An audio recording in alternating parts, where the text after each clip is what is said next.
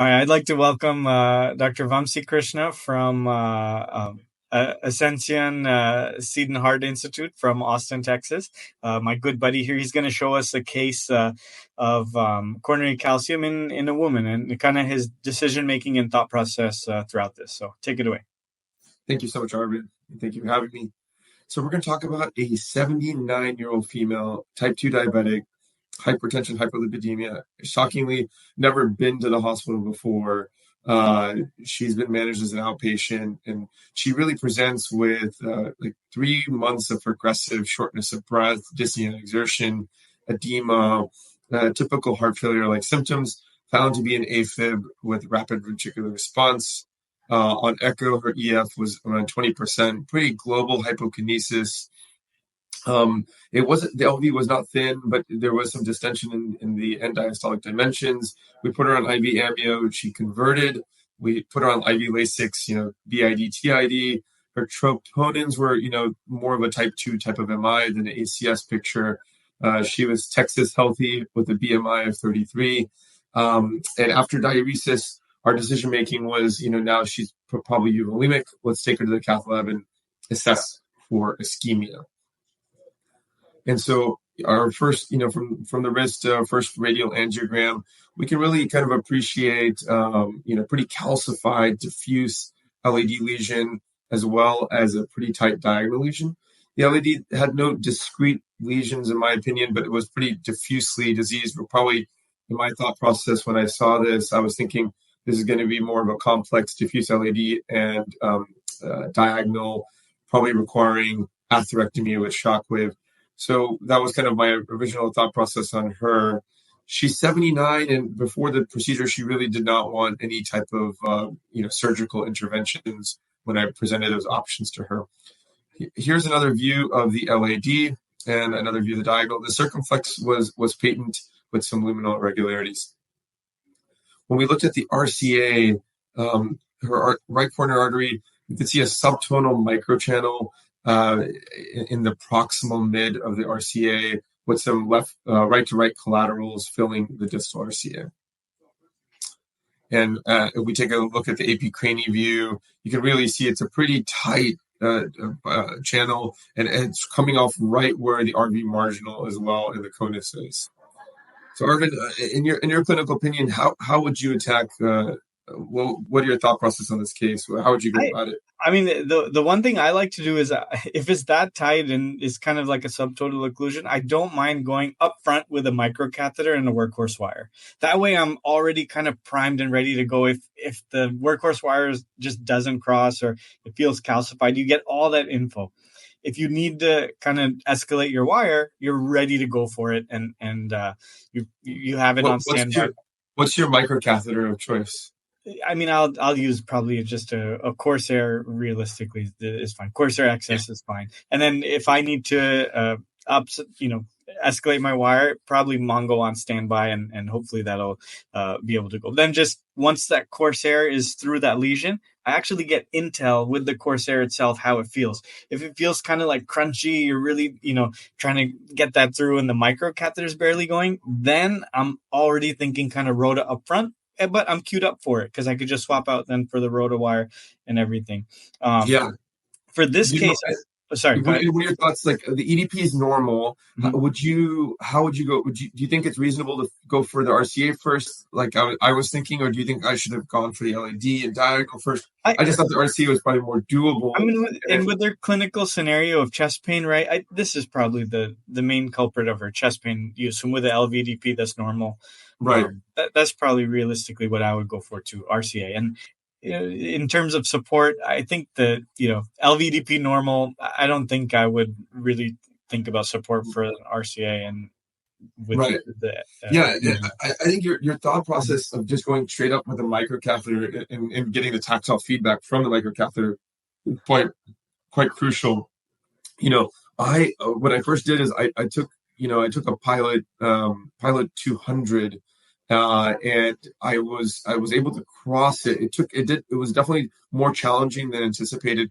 The biggest thing I was noticing when I was going with the microcatheter is I kept getting into, the pilot 200, was I was getting into other branches, mainly the RV marginal. So it was definitely challenging, and the tactile feedback for the Pilot 200 was quite difficult. And I think what I also noticed is I couldn't even get a sapphire balloon. Where those 1.0 sapphire balloons would not cross. And if you could pay, I mean, it's kind of hard to see on the screen, but there's definitely a tremendous amount of calcium in the that proximate cap. So I think, learning from what you just said, I went ahead next and I put the microcatheter and swapped out, and then swapped this out for a wiggle wire, which is kind of my workhorse for calcium lesions. What wire do you like to typically use for better support? If I need something, wiggle wire and guideliner help me a lot. Yeah.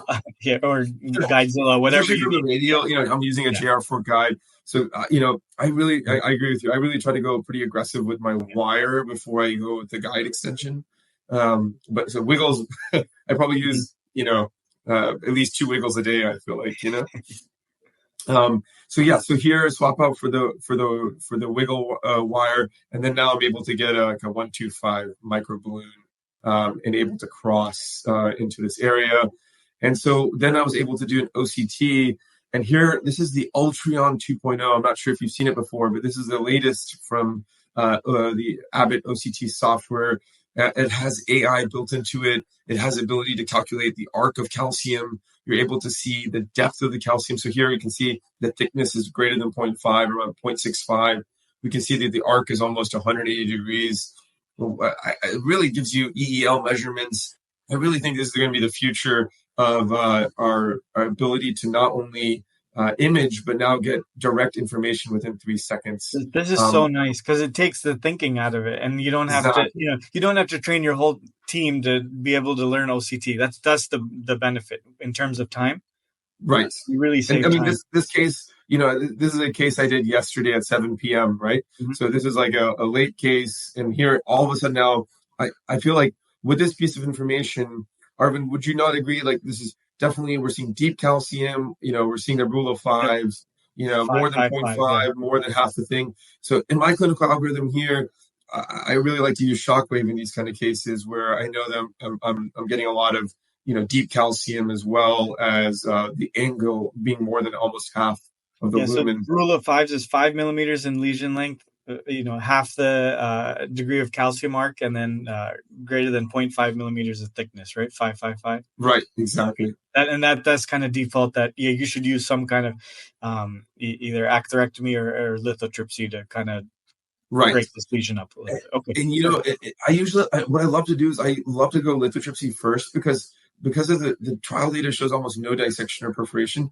I always feel like I've become much more aggressive with lithotripsy first, since you're only going to 4 atmospheres. It's easy. If you still can't get it to yield, then you can still go back and rota on that same setting versus, sometimes getting rota, at 7 p.m. at night.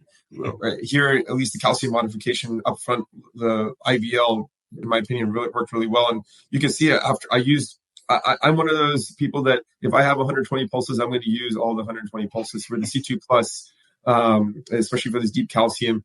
I chose a 3.0 shockwave to go 1-to-1, and then we went distal to proximal, and I used up all 120 pulses.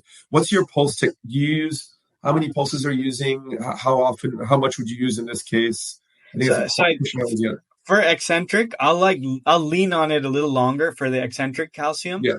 And once I kind of see, I'll go to 4 atmospheres. If the balloon is expanding nicely, you kind of get an idea and sense that, okay, this is probably going to yield now. Especially, when you see that dog bone, you kind of lean on it, do a few pulses, especially in that area where there was, really, really deep calcium. That's where I'll kind of use more of my pulses and focus more of my energy. But, I just think that so many of these lesions, they're so diffuse that you just kind of work your way and keep walking it back. But I do like to, for pulse management and pulsing responsibly, really focus on that, on those lesions. Yeah, right. And I think just a nice slow, like I like to do 2 sets of pulses of each of those segments, distal. So basically 20, 20, 20. So basically I'm doing like 6 rounds all throughout that whole mid-prox RCA. And after this, we were able to get an Osiro 3540 and get a pretty spectacular result. And then, to confirm on OCT, we were able to get a really nice, real kind of no distal edge dissection, excellent stent expansion throughout, a very uniform stent expansion. And so I think this was a really, and then there's a really nice way of kind of showing that we're able to get, full expansion after shockwave for this patient. Do you routinely use OCT or IVUS in your cases? Almost 99.9% of my cases have IVUS or OCT something, because I just feel like I'm not good enough to size it angiographically.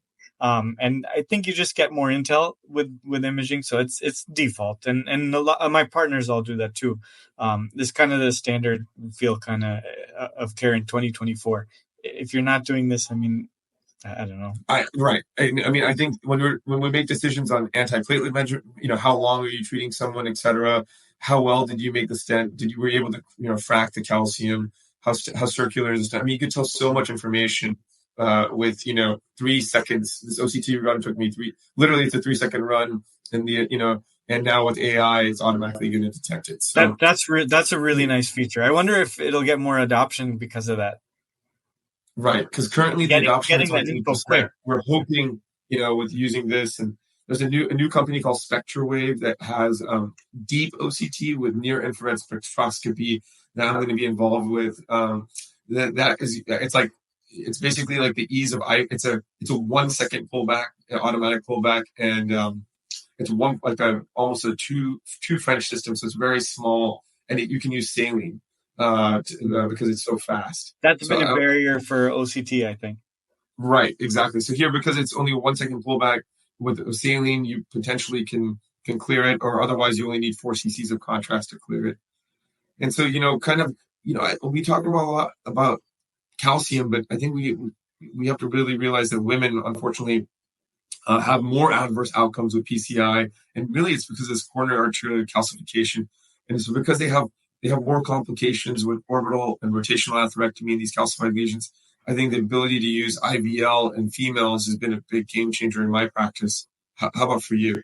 So I feel like IVL has just kind of been my default. So if I can cross, that's kind of what I'm using to modify the calcium. Rota's kind of now become my secondary. But I mean, it's something to think about. I mean, no other device has data like this for women. So it's just one of those things that maybe in the back of your mind, you're kind of thinking about that. All right, well, if it's safer in women. I mean, IVL, I feel like it's easy to use, it's effective, and it's just safe, right? That it's just. I think the safety is really the I tell everyone at worst it maybe minimally change the deep calcium. At best, it really we soften the compliance, right? But unfortunately for Rota and orbital, there is a 15% rate of having complications, of some sort of bleeding, dissections, tamponade, perforations. And so the rates are quite high. And I think now that we have such a safe technology as IVL, for me, if I see eccentric eruptive nodules, I have to use Rota. If I see concentric, eccentric, basically not any eruptive nodules, I typically try to use lithotripsy up front. And only if I can't get it to yield, consider using rototripsy after that. I really am not a big fan of orbital atherectomy anymore because of the rate of dissections. I do find orbital atherectomy to be useful for distal lesions, for side branch lesions, and for diffuse tortuous vessels, where you can spin distal to proximal. Same, yeah. And then now when we look at the Mace rates for IVL and procedural success, we were clearly seeing that females do despite more comorbidities, IVL has been very safe for females, both 30 days and procedurally, with no differences between men or women. And when we look at the total lesion failure rates we're seeing very similar rates between men and women. I think this is very promising, like you said, that we typically don't study women that much unfortunately in our data sets. And yet here with IVL, we've been able to kind of see, 1-year outcomes that are almost equivalent between men and women, despite, the higher rates of calcium for females. And there's currently a multi-center single arm study going on with C2 and C2 plus, called Empower CAD. So, Arvin, what do you think about the case and kind of everyday case that we're probably seeing in San Diego and Austin and cath labs all across? In my algorithm, it's like you said, I think things to learn from going up front with microcatheters and using Gaias or Xi'an, blacks, Mongos, some type of hydrophilic, wire to find that channel, using a supportive wire like a Wiggle or a Grand Slam, plus minus guide extension if needed, and then taking your time with the shockwave, really letting it do its work, distal to proximal, and using imaging to make sure that you're getting great stent expansion circularly so you can reduce your, length of DAPT is kind of my approach. And then I'll bring this patient back and probably do a, rota shock to the entire diagonal AD system. I think that's really important to highlight, Vamsi. In terms of efficiency, I mean, you have your kind of algorithms and things really set in place. And, some of these cases, sometimes they can take so long because you keep trying the same things over and over again. But, if you have that, okay, this isn't working, let me try this. This isn't working, let me try this. You already have those algorithms in place to kind of be really efficient in making a complex case, more mundane and routine is always the ideal goal. Yeah, exactly. And that case, the full case time took me 36 minutes, right?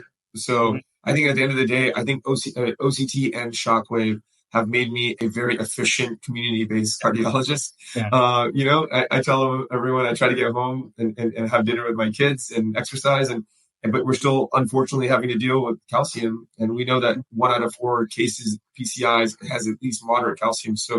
And I think we're getting more and more females and more octogenarians. So I think our ability to diagnose calcium, manage it, use therapies like shockwave, and then using imaging to help make sure that we can, optimize those patients. And when they leave, there's no residual disease that we have to be concerned about in repeat stress testing, et cetera. Wonderful. Really nice case. Nice example of everything you just highlighted. Thank you. Thank you. Thank you, Dr. Narula.